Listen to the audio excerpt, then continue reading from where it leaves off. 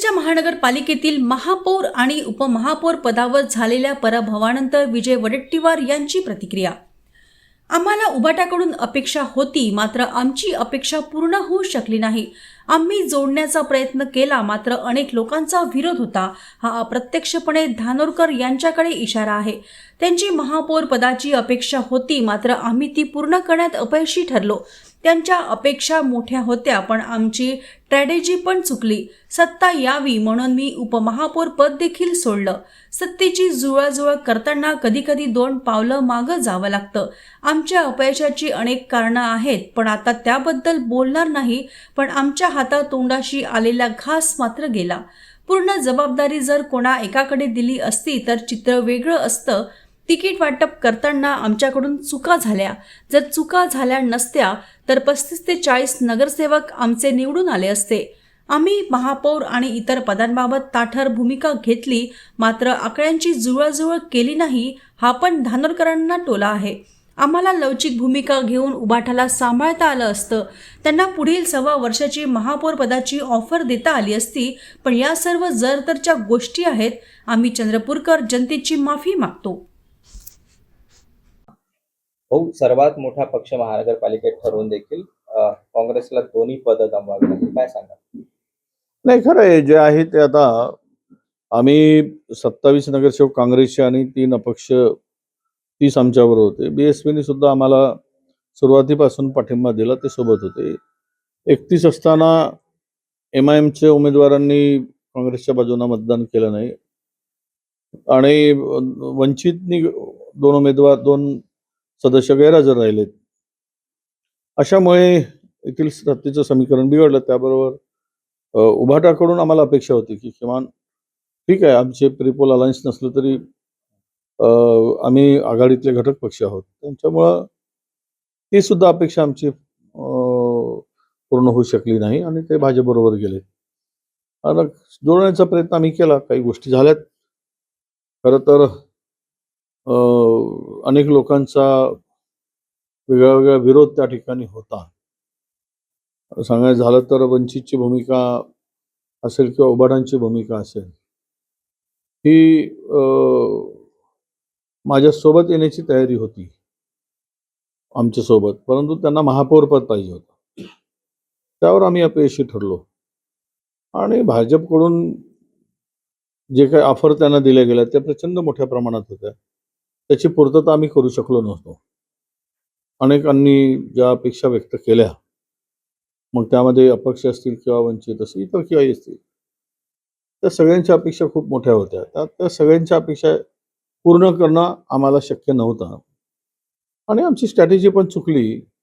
आम्हाला माहीत होतं की आम्ही 27 एकत्र आहोतच, आज नाही उद्या येणारच. पक्ष म्हणून एकत्र यावं लागतं आणि मी तर 2 पावलं मागे घेतलं की सत्ता यावी म्हणून उपमहापौर पदसुद्धा मी सोडलं.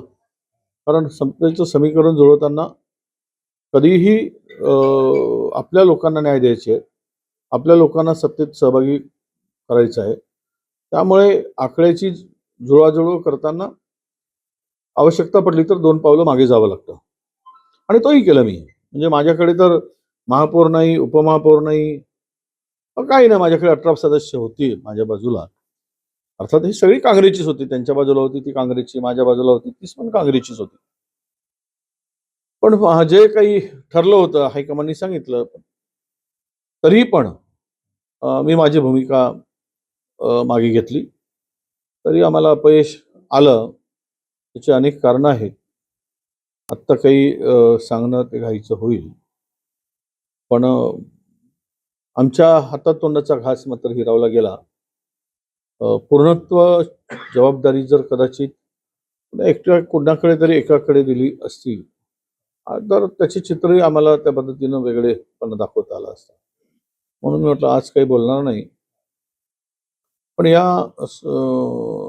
चंद्रपूर महानगरपालिकेमध्ये झालेल्या घटना आणि सत्ता स्थापनेमध्ये आलेलं अपयश, या सगळ्यावर आम्हाला चिंतन मनन करावं लागेल.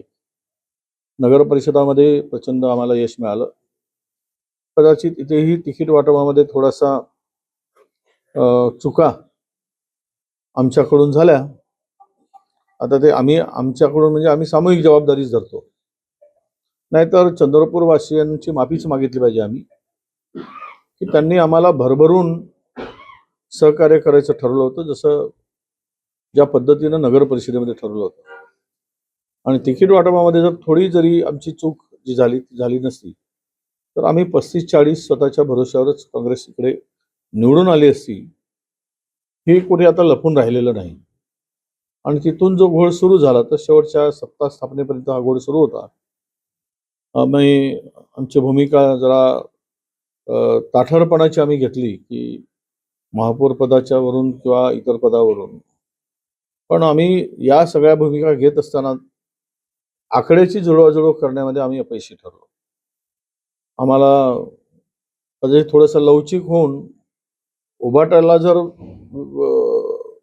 सांभाळून घेता आलं असतं आणि त्यांना महापौर पदाची त्यांची जी अपेक्षा होती ती पुढच्या 2.5-6 वर्षांनी जर ऑफर दिली असती कदाचित, तर त्यावेळेस यशही मिळालं असतं असं मला वाटतं.